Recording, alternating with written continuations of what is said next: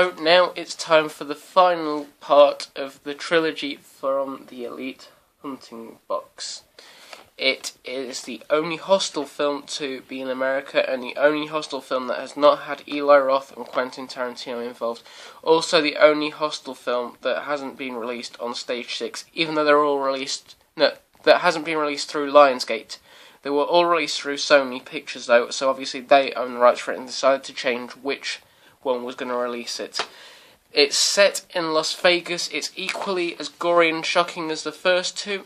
It's Hostel 3. Actually, I take back my comments. It's probably more shocking and gory than the first two, because this one has more of a story to it than the first two. I'm not saying the first two don't have a story to it, because obviously they do, but this one's all about betrayal, because the main character is on a stag do, and his best friend ends up basically selling him to the Elite Hunting Club to be tortured and to have bets put on how he'll get killed, even though he doesn't get killed.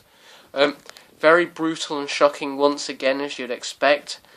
Some very unique deaths. I think this one has probably my favourite death of all the Hostel films in.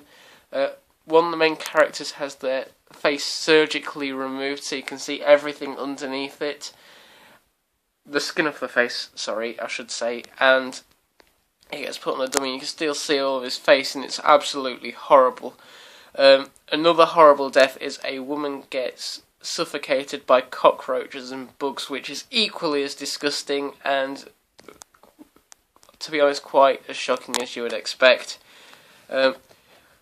Obviously, the men on the stag do get kidnapped, captured and killed in brutal fashion, and so do some of the women who was at the stag do with them.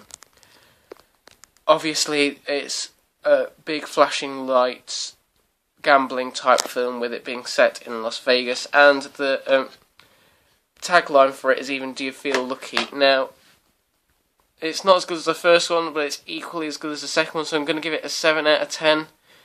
Unusual way for it to finish, because if you watch it, the Elite Hunting Club building gets blown up and set on fire, and you think that the main character's dead.